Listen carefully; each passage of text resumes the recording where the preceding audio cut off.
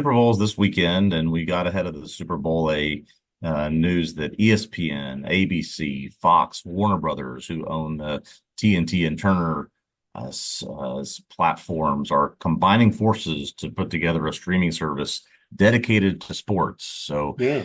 I guess this is for the streaming consumer who has trouble finding the sports that they want. I guess this is like cable TV, but without the rest of the cable channels, is basically what this is going to be. I mean, it's very interesting because if you don't have access to cable, Hmm.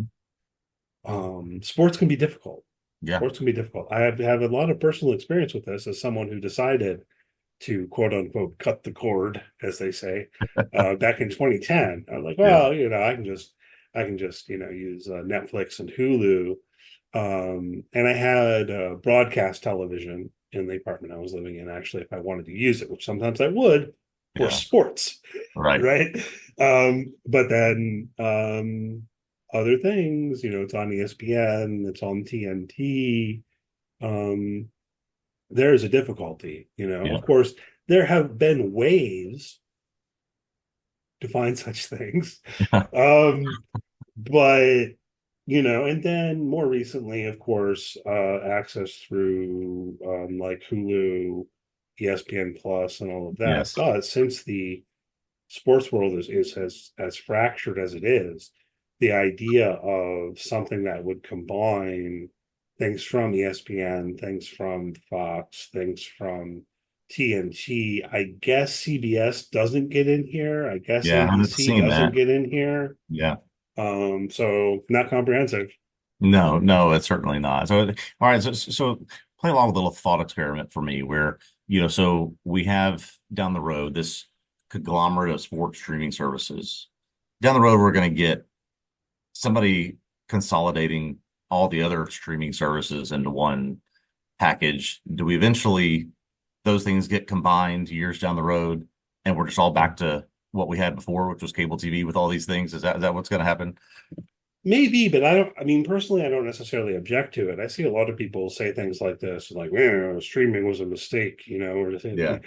uh, drawing that conclusion at the same time the conclusion we're going to be back to cable. I mean, look, there's still potentially the advantage, presuming that they keep with some versions of the current model, that I Yeah. might be able to say, well, I don't want all that. I just want HBO or Max or whatever. Like Yeah. I just want Peacock. I don't Yeah. need all of that other stuff. And the cable companies always had language in the contracts that you think about, like back in the day when we were younger, um, in order to get HBO, you had to pay for basic cable Right. and then get HBO on top, Right. right? That was in the contractual language.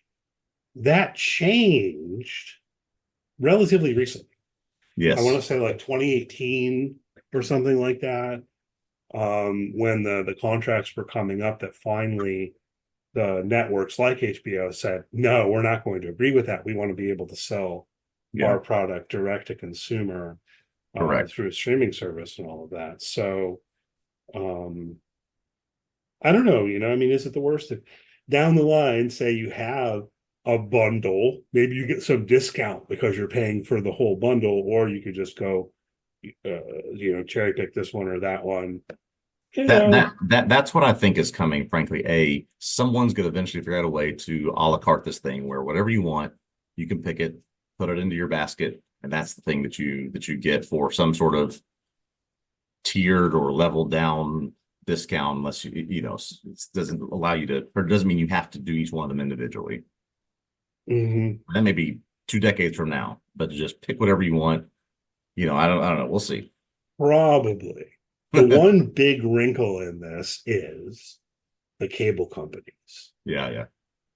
because what we're talking about right now would be the end of cable television. Yes. Like cable would no longer exist. And the first thing I saw about this deal on social media too was calling it a cable killer Hmm. potentially. You know, people were saying, "Hey, you know, the only reason I still have cable is to watch sports."